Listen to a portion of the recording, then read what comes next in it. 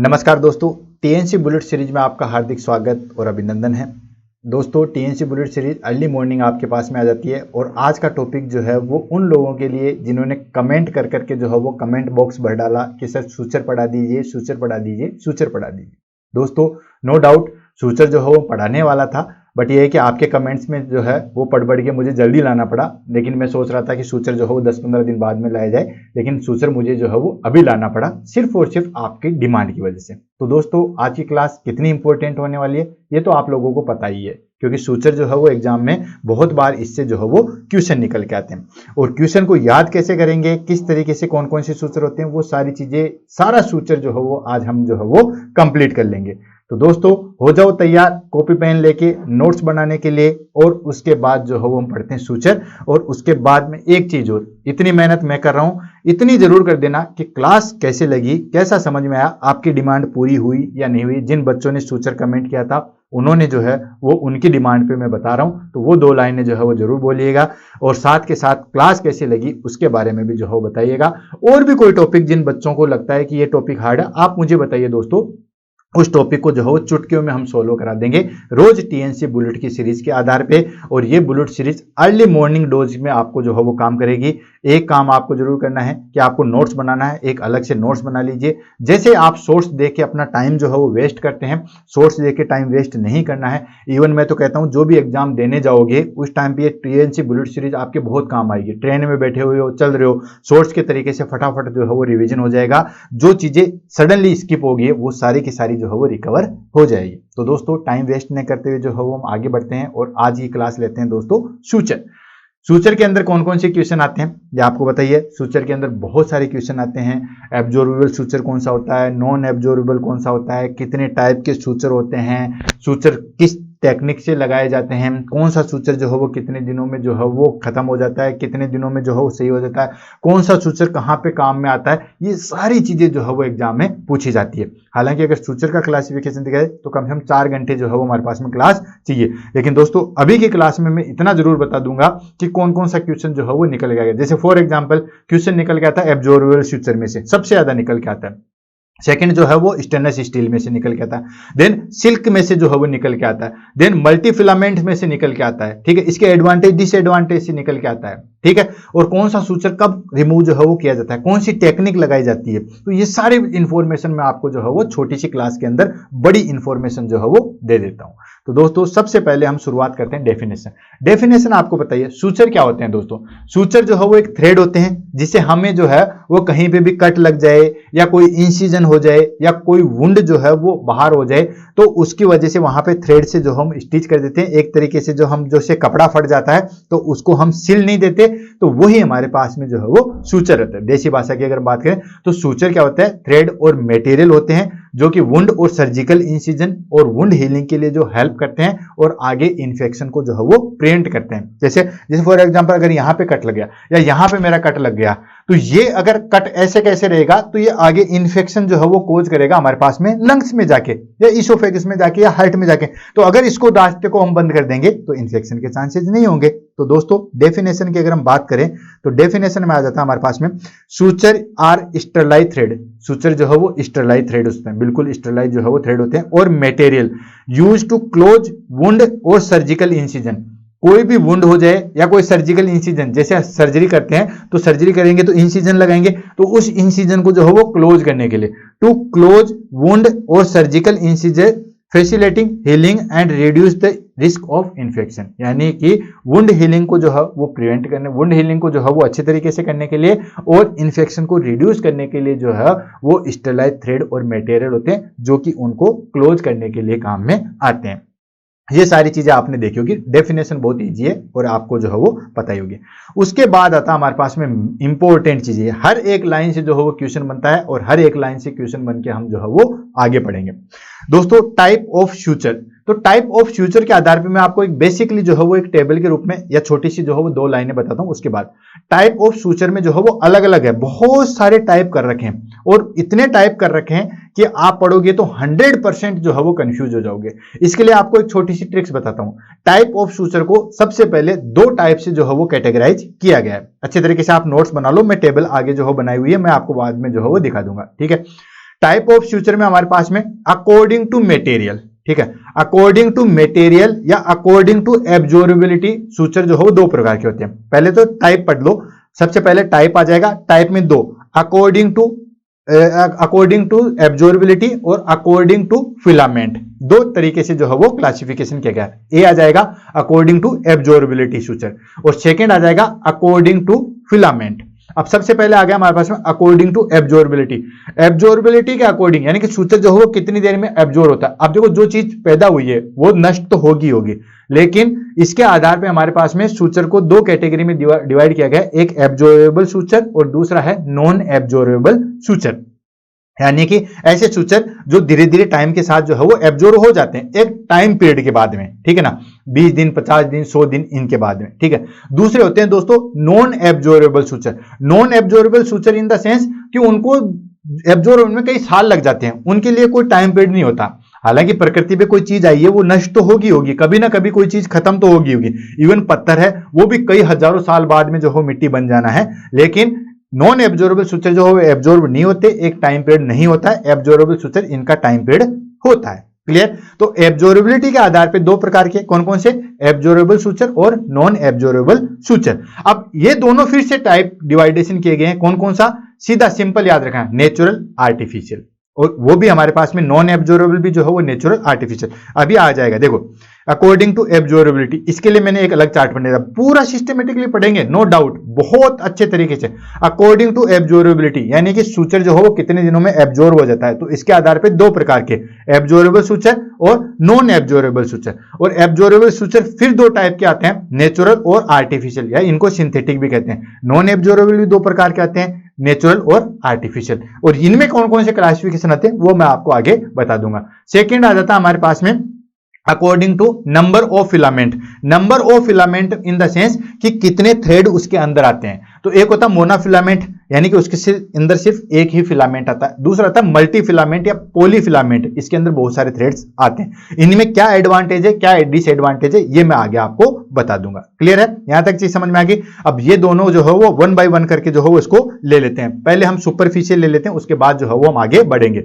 तो सबसे पहली चीज आगे अकॉर्डिंग टू, हमारे पास में पहली चीज आगे अकॉर्डिंग टू एब्जॉर्बिलिटी या मटेरियल, ठीक है, अकॉर्डिंग टू या बेस्ड ऑन मटेरियल। तो मटेरियल के आधार पे दो प्रकार के, एब्जॉर्बेबल सूचर और नॉन एब्जॉर्बेबल सूचर। अब देखो इनमें क्या है, dissolve naturally in the body over the time, यानी कि एक पर्टिकुलर टाइम के बाद में जो है वो एब्जॉर्ब हो जाते हैं, ठीक है, यानी कि उनको काट के अलग नहीं करना पड़ता, वो धीरे धीरे ऑटोमेटिकली एक पर्टिकुलर टाइम पीरियड के बाद जो है वो एब्जॉर्ब हो जाते हैं। जैसे कैटगट है, क्रोमिक कैटगट है, आगे सारे एग्जांपल आएंगे, आपको कंफ्यूजन होने की जरूरत नहीं है, बहुत अच्छे तरीके से सिस्टमेटिकली जो है वो समझेंगे।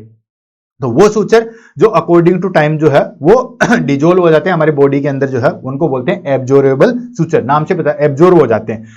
काफी सारे इंटरनल टिश्यू होते हैं, जैसे हमारे पास में जो है वो LACS किया, ठीक है ना, तो LACS क्या है, तो पहले यूट्रस को सिलते हैं, तो यूट्रस वाले हम सूचर थोड़ी ना खोलते हैं, नहीं खोलते हैं हम, जो हो बाहर वाले जो सूचर हैं वही रिमूव करते हैं, वो सूचर जो हम रिमूव नहीं करते हैं। तो एब्जॉर्बेबल सूचर हो गए हमारे पास में कि एक पर्टिकुलर टाइम के बाद में जो है वो एब्जॉर्ब हो जाते हैं। सेकंड आ जाता है हमारे पास में non absorbable suture. Non absorbable suture यानी कि वो हमारे पास में जो है वो एब्जॉर्ब नहीं होते, उनको हम जो है वो कट करके हटाते हैं या कट करके जो है वो खोलते हैं।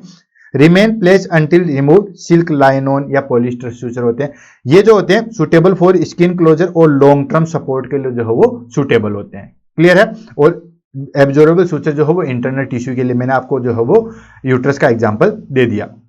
सेकंड आ जाता है हमारे पास में बेस्ड ऑन स्ट्रक्चर, या इसको हम कह सकते हैं according to number of filament. तो इसके आधार पे दो तरीके के आते हैं, एक होता है मोनोफिलामेंट और एक होता है दोस्तों मल्टी फिलामेंट। अब मोनोफिलामेंट और मल्टी फिलामेंट जो है वो किस तरीके से होते हैं, इसको यूं समझिए, मैं ये कैमरे की माइक ले लेता हूं। जैसे ये एक सिंगल थ्रेड है, दिख रहा है, ये एक सिंगल थ्रेड है, इसको हम बोलते हैं मोनोफिलामेंट, यानी कि एक ही धागा आएगा, इसको बोलेंगे मोनोफिलामेंट। और कई बार आपने देखा होगा रस्सी होती है, तो इस तरीके से जो है वो उसमें आता है, दिख रहा है, इस तरीके से रस्सी आती है जिसमें 2 या 3 थ्रेड जो है वो मिले हुए आते हैं, उसको बोलते हैं दोस्तों मल्टी फिलामेंट। अब इन दोनों में क्या डिफरेंस रहा, मोनोफिलामेंट में सिर्फ एक ही जो है वो धागा आता है, तो ये वीक भी होगा, ऑब्वियसली वीक होगा, और ये जो है वो इसमें 2-3 जो है वो धागे मिलके बनते हैं, जैसे मोटी रस्सी नहीं बनाते, दो धागों को मिला के बना देते हैं, तो वो हो गए। वायर नहीं देखते आप, ठीक है, वो सारी चीजें, तो वो होते हैं हमारे पास में मल्टी फिलामेंट, और ये जो है वो हार्ड होते हैं। दोनों के हम जो है वो एडवांटेज डिसएडवांटेज आगे लेंगे और ये एग्जाम में 100% पूछा जाएगा।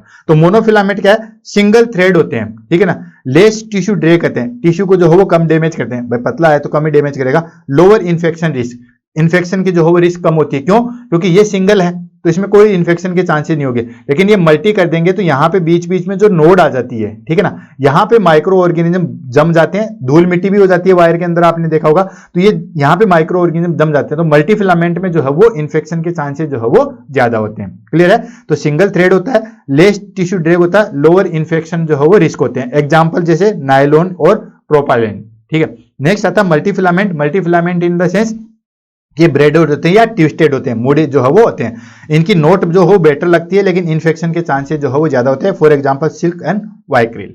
क्लियर है, तो ये हो गया हमारे पास में। अब देखो चार्ट के रूप में जो है वो पूरा डिटेल से पढ़ेंगे और एग्जाम में कौन कौन सा क्वेश्चन जो है वो निकल के आएंगे वो भी मैं आपको की पॉइंट पे बताऊंगा, इससे बाहर आपका एग्जाम में कोई भी क्वेश्चन नहीं आएगा।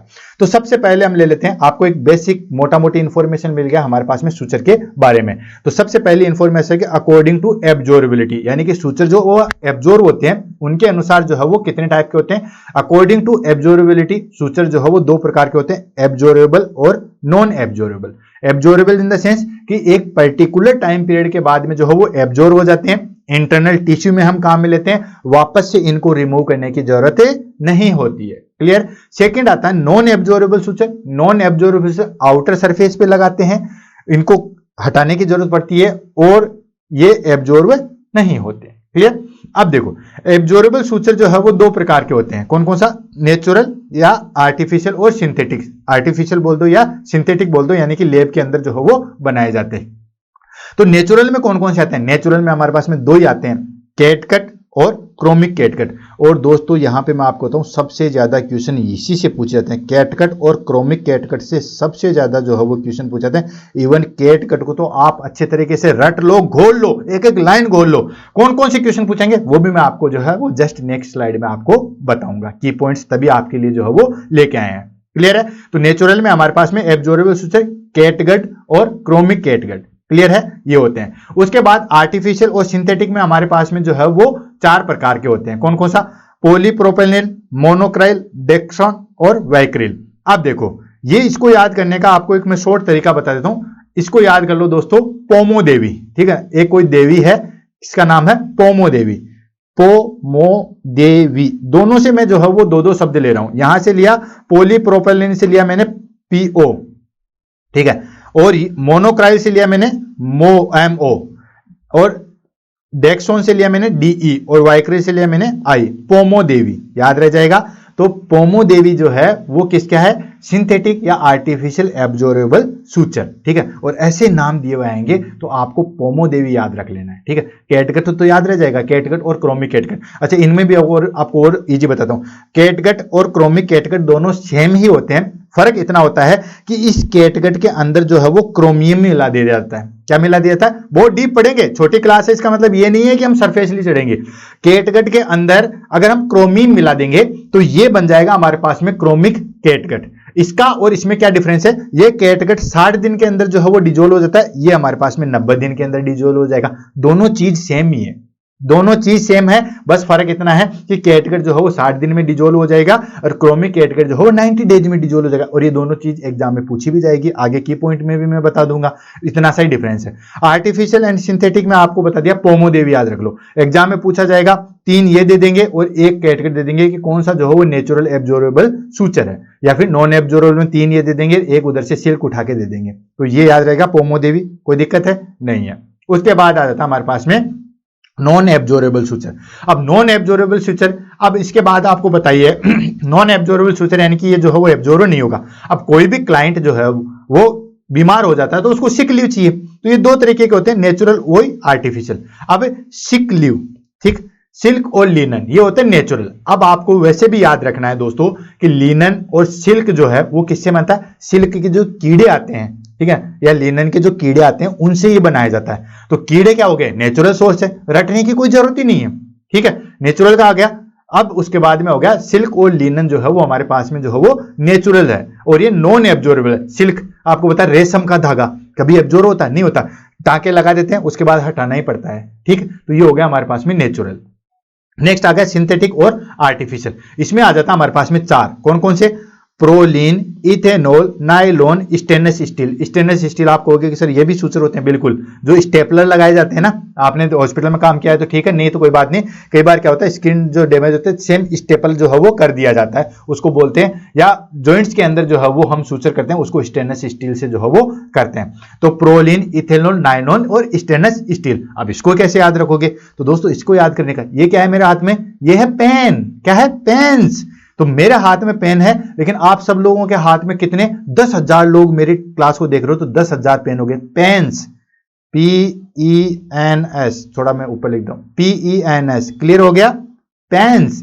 तो ये हो गया हमारे पास में, देखो, Prolene, ethanol, nylon, stainless steel. I think इससे इजी ट्रिक जो है वो नहीं हो सकती, याद रह जाएगा। फिर से रिपीट कर रहा हूं, हमारे पास में अकॉर्डिंग टू एब्जॉर्बिलिटी सूचर दो प्रकार के, absorbable, non absorbable. Absorbable in the sense internal tissue में लगाए जाते हैं, एब्जॉर्ब हो जाते हैं, इनको वापस से हटाने की जरूरत नहीं होती है। नॉन एब्जॉर्बेबल सूचर कौन से होते हैं, ये जो है वो उनको हटाने की जरूरत होती है, आउटर सरफेस पे लगाए जाते हैं, ठीक है, और उसके बाद में जो है उसको रिमूव किया जाता है।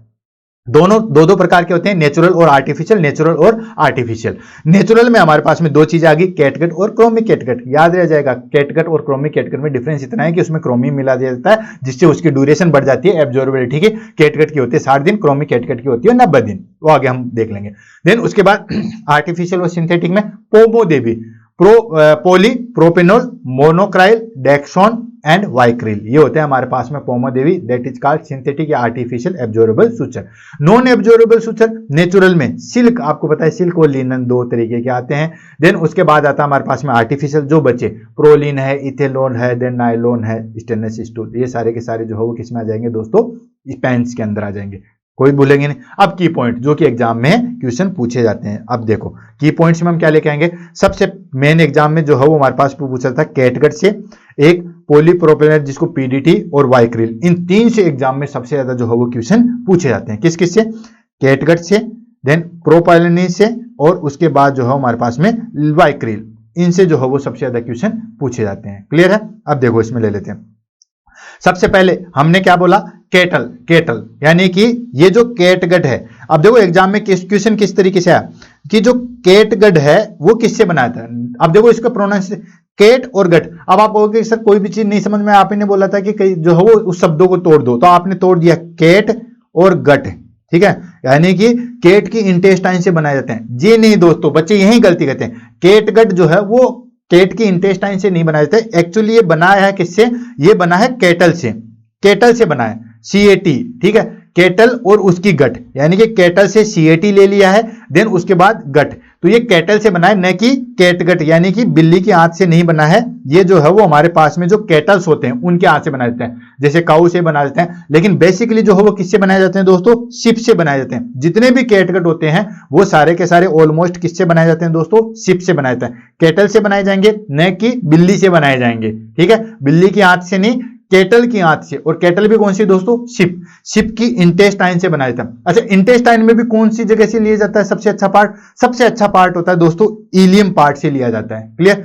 अच्छा, इलियम में भी हमारे पास में अगर हम इंटेस्टाइन को काटेंगे तो 4 प्रकार की लेयर आती है, कौन कौन सी, म्यूकोसा, सब mucosa, then muscular and serosa, ये 4 लेयर होती है। तो उसमें से कौन सी लेयर का जो है वो हम काम में लेते हैं, तो दोस्तों सभी म्यूकोसा पार्ट से जो है वो इसको बनाया जाता है। पूरा डिटेल से बता रहा हूं, ठीक है। केटल से लिया जाता है, केटल में भी शिप से लिया जाता है, शिप की इंटेस्टाइन से लिया जाता है, इंटेस्टाइन में भी कौन सा पार्ट, इलियम पार्ट, इलियम में भी कौन सा दोस्तों, सभी म्यूकोसा। क्लियर है, इससे जो है वो हमारे पास में कैटगट जो है वो बनाया जाता है। देन सबसे पहले किसने यूज में लिया था, तो जॉन हंटर ने जो है वो सबसे पहले कैटगट को जो है वो काम में लिया था। ये भी एग्जाम में पूछा था, ये की पॉइंट्स है, इसलिए अच्छे तरीके से मैं स्पेशली लिख के लाया हूं, इसलिए आप नोट कर लीजिए। देन कैटगट कितने दिनों में जो है वो डिजोल्व हो जाता है, 60 डेज के अंदर जो है वो डिजोल्व हो जाता है। क्रोमिक कैटगट जो है वो कितने दिन के अंदर होता है, 90 डेज के अंदर, वो मैंने आपको ऑलरेडी बता दिया क्योंकि उसमें क्रोमियम जो है वो मिला दिया जाता है। देन उसके बाद इसको किसके अंदर जो है वो रखा जाता है, प्रिजर्व किसके अंदर रखा था। अगर आपने कैटगट देखा होगा तो कैटगट ऐसे खुले में नहीं आता, उसको प्रिजर्व करके रखा जाता है। तो ये प्रिजर्व जो है वो किसके अंदर रखा था, तो आइसोप्रोपाइल अल्कोहल के अंदर जो है वो प्रिजर्व करके रखा था। इसमें से हर बार एग्जाम में क्वेश्चन आए हैं। इसके बाद अगर हमारे पास सूचर से कोई गलती होगी या कोई क्वेश्चन गलत आपने कर दिया, उसकी जिम्मेदारी आपकी खुद की होगी। नेक्स्ट आता है हमारे पास में पॉलीप्रोपिलाइन, ठीक है, जिसको हम पीडीटी के नाम से भी जो वो जानते हैं। इसके अंदर क्वेश्चन पूछते हैं कि जो हमारे पास में ये भी सारे, ये देखो कैटगट, क्रोमिक, कैटगट, प्रोपाइल, मोनोक्रिल, डेक्सन, वाइक्रिल, ये सारे के सारे जो है वो एब्जॉर्बेबल सूचर ही है, ठीक है। आर्टिफिशियल और नेचुरल जरूर है लेकिन सारे के सारे एब्जॉर्बेबल है। तो इनमें सबसे ज्यादा जो है वो लंबा समय किसका होता है, तो दोस्तों सबसे लंबा समय होता है हमारे पास में पॉलीप्रोपिलीन का होता है। 180 दिन के अंदर जो है वो डिजोल्व होते हैं, यानी कि हम बात करें पूरे 6 महीने लग जाते हैं हमारे पास में डिजोल्व होने के। बाकी वाइक्रिल है वो 120 दिन के अंदर हो जाता है, कैटगट है 60 डेज के अंदर होता है, क्रोमिक कैटगट 90 डेज के अंदर हो जाता है, सब हो जाते हैं। लेकिन मैक्सिमम टाइप कौन सा लेता है दोस्तों, पॉलीप्रोपिलीन जो है वो आते हैं। देन उसके बाद ये किसके अंदर जो है वो काम में लेता है, तो ये लेता है विपल्स प्रोसीजर। विपल्स प्रोसीजर आपने सुना होगा, जिसमें पैनक्रियाज और ज्यूजिनम, पैनक्रियोज्यूजिनोस्टोमी जिसको हम रिमूव कर देते हैं, जिसको बोलते हैं विपल्स सर्जरी, या ट्रेकियोब्रोंकियल प्रोसीजर के अंदर जो है वो काम में लिया जाता है। नेक्स्ट पूछते हैं वाइक्रिल किसके अंदर काम में लेते हैं। वाइक्रिल सबसे ज्यादा कहां पे काम लेता है, तो जहां कहीं पे भी स्टोन फॉर्मिंग साइट है, जैसे for example common bile duct है, यूरिनरी ब्लैडर है, यूरेटर है, वहां पे जो है वो हम वाइक्रिल का काम में लेते हैं। जहां पे स्टोन सबसे ज्यादा जो है वो होता है वहां पे लेते हैं, वाइक्रिल को काम में लेते हैं। क्लियर है दोस्तों, तो ये हमारे पास में अकॉर्डिंग टू एब्जॉर्बिलिटी सूचर जो है वो खत्म होते हैं। उसके बाद आता है दोस्तों according to number of filament, जो कि मैंने आपको बता दिया था वायर के माध्यम से, यानी कि एक सिंगल थ्रेड है वो हो गया हमारे पास में दोस्तों, दैट इज कॉल्ड मोनोफिलामेंट, और ऐसे बिल्कुल थ्रेड बनी हुई है इस तरीके से, ठीक है, ये हो गया हमारे पास में मल्टी फिलामेंट। दो ही नहीं होते, दो से अधिक होते हैं। अब देखो एग्जाम में इसके अंदर जो है वो क्वेश्चन पूछता है, इसके एग्जाम्पल नहीं पूछे जाते, इसके अंदर पूछा जाता है कि क्या एडवांटेज है क्या डिसएडवांटेज है। तो दोनों को हम ले लेते हैं दोस्तों वन बाय वन करके। पहले मोनोफिलामेंट लेंगे, उसके बाद मल्टी फिलामेंट लेंगे, या दोनों को साथ साथ लेंगे। मोनोफिलामेंट सिंगल फिलामेंट होता है, तो ये इसके खुलने के चांसेस ज्यादा होते हैं, तो इसकी 6 to 8 नोट जो है वो लगाई जाती है। यानी कि जब हम बांधेंगे तो गांठ जो है वो हमें 6 से 8 लगानी पड़ेगी, क्योंकि सिंगल है तो सिंगल खुलने के चांसेस जो है वो ज्यादा होते हैं। जबकि मल्टी फिलामेंट के हमें जो है वो 3 to 4 नोट में ही काम हो जाएगा, 3 से 4 गांठ लगा देंगे तो हमारा काम हो जाएगा। इसमें जो है वो वीक होता है, वीक ऑफकोर्स एक तो एक ही जाएगा तो वीक होगा, एक 3-4 जो है वो हमारे पास में एक वायर है वो तो वीक ही होगा, अगर 10-15 वायर होंगे तो ऑब्वियसली स्ट्रॉन्ग है। तो ये वीक होता है दोस्तों, और ये जो है वो स्ट्रॉन्ग होता है। देन इसके बाद लेस इन्फेक्शन, लेस इन्फेक्शन होता है मोनोफिलामेंट, क्योंकि ये है हमारे पास में, तो इसमें कोई माइक्रो ऑर्गेनिज्म ग्रोथ होने की जो है वो जगह नहीं मिलती है। लेकिन अगर मैं इसको यूं कर दूं, यहां पे इस तरीके से कर दूं, तो ये छोटी छोटी नोड्स बन जाती है, बीच में जो खाली जगह है वहां पे देखो डस्ट बन जाती है। अगर हमारे पास में कोई वायर है या कोई रस्सी है तो बीच बीच में डस्ट बन जाती है। ठीक उसी तरीके से यहां पे क्या होता है, माइक्रो ऑर्गेनिज्म जो है वो ग्रोथ करने लग जाते हैं, तो ये मोर इन्फेक्शियस होता है। ठीक है, तो ये लेस इन्फेक्शियस है, ये मोर इन्फेक्शियस है। देन उसके बाद हार्ड टू हैंडल, इसको हैंडल करना जो है वो थोड़ा मुश्किल है। क्यों? क्योंकि एक तो गांठ ज्यादा लगानी पड़ेगी, टाइम कंज्यूमिंग है, जबकि इसको इजी टू हैंडल, इसको हैंडल जो है वो बहुत अच्छे तरीके से कर सकते हैं। इसके अगर हम एग्जांपल की बात करें तो PENM, अब देखो PENM कौन से आगे, PENM हो गया प्रोलीन, इथेलोन, नायलोन एंड मोनोक्राइल। ठीक है, अलग से मैं जो है वो यहां पे कर देता हूं, ये देखो प्रोलीन, ठीक है, इथेनॉल, लाइनोन एंड मोनोक्राइल, ये जो है हमारे पास में मोनोफिलामेंट है। तो PENM याद रहेगा, वहां पे स्टेनलेस स्टील को हटा देना दोस्तों। स्टेनलेस स्टील में जो है बहुत सारे वायर आते हैं, उसको हटा के बाकी सारी चीजें जो है वो किस में आ जाएगी, हमारे पास में किस में आएगी दोस्तों, मोनोफिलामेंट में। बाकी जो भी बचे वो हमारे पास पॉलीफिलामेंट आते हैं, और पॉलीफिलामेंट से एग्जाम में क्वेश्चन भी नहीं आता, बाकी जो भी बचे वो पॉलीफिलामेंट आ गए। क्लियर है, तो ये सूचर के टाइप खत्म हो गए। अब जो है मेन हमारे पास में कौन कौन से क्वेश्चन करते हैं उसको हम ले लेते हैं और आगे जो है वो बढ़ते हैं। तो दोस्तों सूचर टेक्निक, सूचर जो है वो किस तरीके से लगाए जाते हैं, तो बेसिकली सूचर की जो है बहुत सारी टेक्निक्स हैं, लेकिन हम 3 टेक्निक्स जो है वो सबसे ज्यादा काम में लेते हैं, उसको हम पूछते हैं। पहला आता था हमारे पास में दोस्तों इंटरप्ट सूचर। कौन सा आ गया दोस्तों, इंटरप्ट सूचर, यानी कि इसके अंदर क्या करते हैं दोस्तों, इसके अंदर जैसे ये हमारे पास में जो है वो स्किन अलग हो गई है, तो यहां पे नोट लगा देंगे, यहाँ पे नोट लगा देंगे, यहाँ पे नोट लगा देंगे, यहाँ पे नोट लगा देंगे। यह आपने देखा ही होगा, यानी कि एक सूचर लगाया, देन उसको नोट करके बांध दिया, देन दूसरा सूचर लगाया, उसको नोट करके बांध दिया, तीसरा सूचर लगाया, उसको नोट करके बांध दिया। ठीक है, उसको बोलते हैं interrupt suture. Individual note for each stitch. क्या है? Individual note for each stitch. Her stitch की जो है वो इंडिविजुअल नोट लगाते हैं। ठीक है, जो कि बेसिकली आपने देखा होगा, अगर किसी को लकी चांस मिला है, कट लग गया और उसको जो है वो नोट जो है वो लगे हैं टाके, तो आपको बताइए, जैसे लगा नोट बना दिया, जैसे लगा नोट बना दिया। हर एक टाके के इंडिविजुअल नोट बनाते हैं, उसको बोलते हैं इंटरप्ट सूचर, यानी कि किसी को इंटरप्ट नहीं करता। दूसरा ये होता है process better wound tension and security. Better wound जो है वो उसकी जो हो हमारे पास में, क्योंकि इंडिविजुअल है।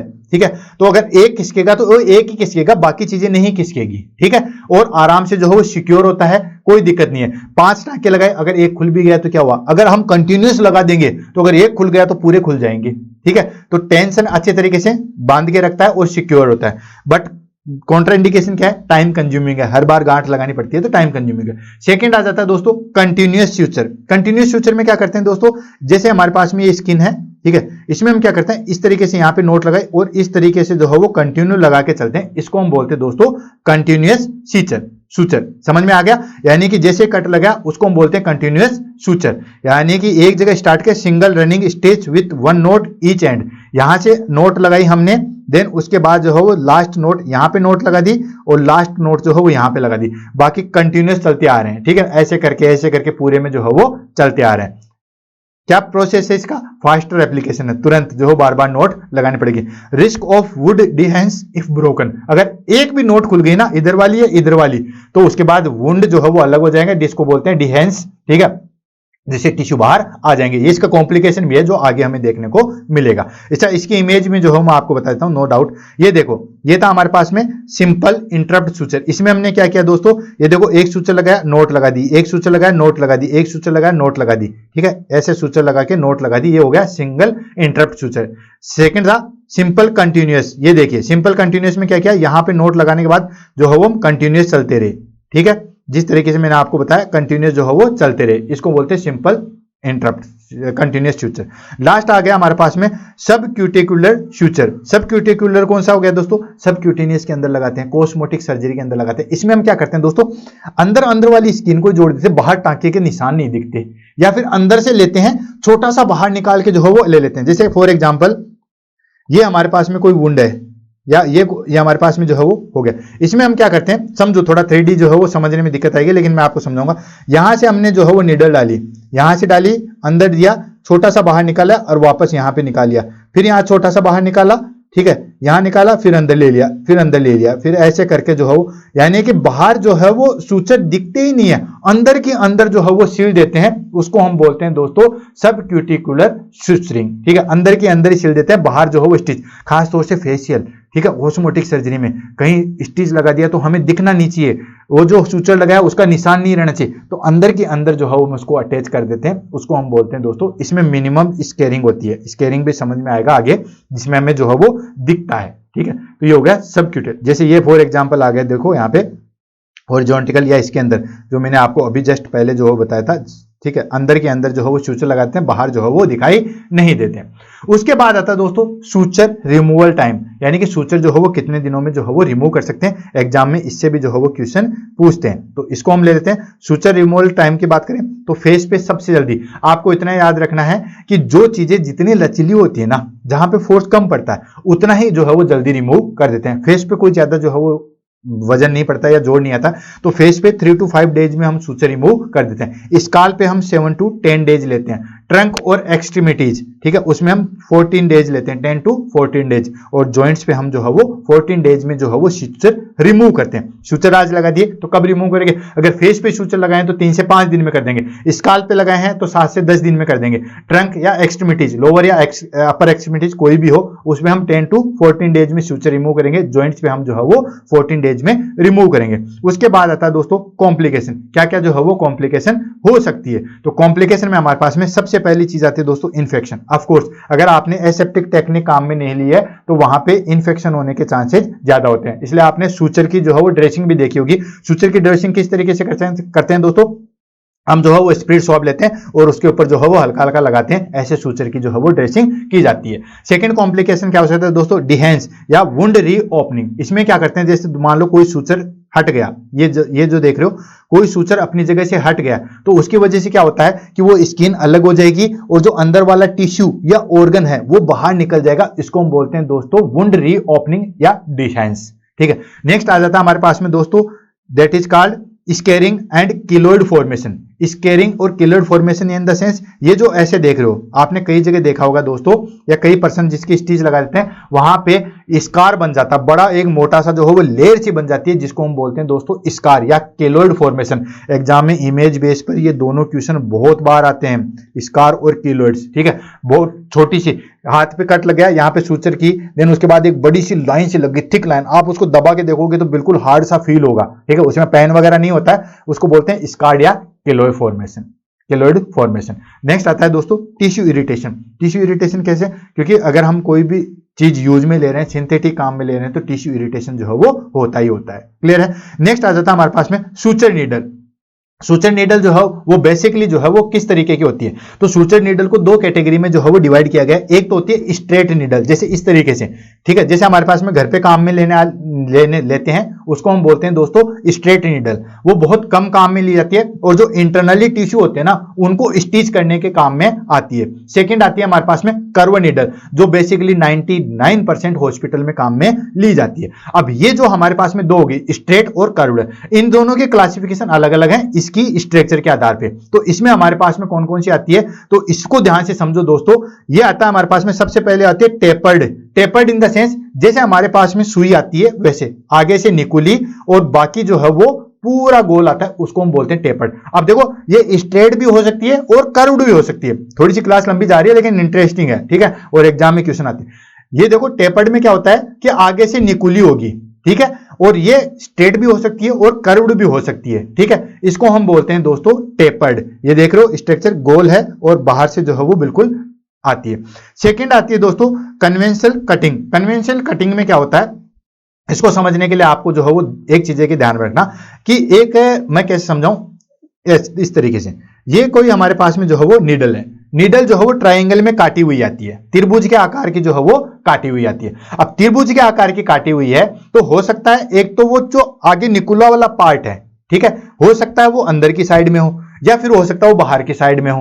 तो एक होता है हमारे पास में कन्वेंशनल कटिंग, एक होता है रिवर्स कटिंग। रिवर्स कटिंग में क्या होता है दोस्तों, रिवर्स कटिंग में हमारे पास में जो निकुला वाला पार्ट होता है ना दोस्तों, वो हमारे पास में बाहर वाली साइड में होता है, उसको बोलते हैं रिवर्स कटिंग। ठीक है, समझाने का तरीका मैं आपको समझाऊं, कैसे समझाऊं, देखो कोई भी नीडल है, ये हमारे पास में नीडल है। अब नीडल गोल मत समझो, नीडल यूं समझो, ये हमारे पास में नीडल है और ये हमारे पास में नीडल, पेन भी आते हैं, तीन कोनों वाले पेन आते हैं, तीन मतलब गोल ना होके जो अच्छे तरीके से पकड़ने के लिए। जैसे मेरा पेन जो है वो तिकोना ही है, ठीक है, बीच इसमें ऐसे ऐसे ऐसे करके जो है वो, आप देखो ये चीज होती है। एक तो होता है इसका निकुला हिस्सा हम ऊपर रखें तो उस तरीके से हम काटें, उसको हम बोलते हैं दोस्तों कन्वेंशनल कटिंग। एक क्या होता है कि अंदर का सरफेस जो है वो ब्लंट रहे और बाहर वाला निकुला रहे, त्रिभुज के आकार का हो, बाहर वाला निकुला रहे। जैसे फॉर एग्जांपल ये समझो, ये मेरा पेन है, ठीक है, तो ये पेन इस तरीके से रहे, ठीक है, अंदर वाला पार्ट निकुला है और बाहर, ये जो देख, अंदर वाला पार्ट निकुला, बाहर वाला ब्लंट है, तो उसको हम करेंगे तो जैसे काटेंगे तो अंदर वाली चीज कटेगी, उसको हम बोलते हैं कन्वेंशनल कटिंग। दूसरे आते हैं रिवर्स कटिंग। रिवर्स कटिंग में क्या होता है दोस्तों, अंदर वाला पार्ट ब्लंट होता है और बाहर वाला पार्ट जो है वो निकुला होता है, वो उसको बोलते हैं रिवर्स कटिंग। ठीक है, तो ये दो तरीके हैं। Taper cut in the sense कि उसमें क्या होता है कि ऊपर वाला पार्ट निकुला होता है और बाकी त्रिभुज ने होके गोल टाइप से होते हैं। एक आती है हमारे पास में ब्लंट इससे जैसे नाम से पता चल रहा है कि ये जो है वो आगे से निकुली न होके थोड़ी सी ब्लंट होती है। क्लियर है, तो ये हो गया हमारे पास में दो, दैट इज कॉल्ड नीडल। अब उसके बाद आते हैं size of suture. Size of suture in the sense कि साइज लिखी हुई होती है, हर सूचर के ऊपर साइज लिखी होती है, 10, 20, 30, 40, जैसे कोई सा भी सूचर हो, वाइक्रिल 30, वाइक्रिल 40, वाइक्रिल 10 या कैटगट 10, 20। तो अगर ये स्ट्रक्चर बनी हुई है 10, 20, 30, 40, तो याद रखना दोस्तों, अगर जीरो लगा हुआ है इन द सेंस कि जैसे जैसे हम आगे बढ़ेंगे ना वैसे साइज जो है वो छोटी होती रहती है। इसीलिए मैंने आपको ये डायग्राम जो है वो यहाँ पे शो किया है, यानी कि 10 जो है वो ज्यादा मोटा होगा, 20 उससे पतला होगा, 30 उससे पतला होगा और 40 जो है वो उससे पतला होगा, उल्टा होता है। लेकिन अगर उसके ऊपर नंबरिंग 1 2 3 4 है तो फिर अकॉर्डिंग टू जो है वो असेंडिंग ऑर्डर में, 1 वाला पतला, 2 वाला उससे मोटा, 3 वाला उससे मोटा, 4 वाला सबसे मोटा, इन चारों में। ठीक है, तो अगर 1 2 3 4 5 है उसके ऊपर लिखा हो, जैसे वाइक्रिल 1, वाइक्रिल 2 या कैटगट 1, कैटगट 2, तो हमारे पास में जो है वो साइज जो है वो असेंडिंग ऑर्डर में चलेगी। 1 वाला पतला, 2 वाला उससे मोटा, 3 वाला उससे मोटा, 4 वाला उससे मोटा। लेकिन अगर 10 20 30 40 है तो उल्टी हो जाएगी। ठीक है, 40 सबसे पतला, 30 उससे मोटा, 20 उससे मोटा, 10 सबसे मोटा। ये हो गया हमारे पास में साइज ऑफ शूचर। क्लियर है दोस्तों? तो दोस्तों आज की क्लास यहीं खत्म हुई और आपके डिमांड पे क्लास लेके आए, थोड़ी सी बड़ी हो गई है लेकिन इसमें हमने बहुत सारी इंफॉर्मेशन जो है वो डाल दी है। क्लास कैसे लगी उसके बारे में एक बार जरूर बताइएगा दोस्तों, अपने कमेंट, अपने दिल की भड़ास जो है वो जरूर बताइएगा। इसी तरीके से हम इंपॉर्टेंट चीज लेते आएंगे, इसी तरीके से हम पढ़ते रहेंगे। तब तक के लिए दोस्तों all the best, have a nice day, thank you so much.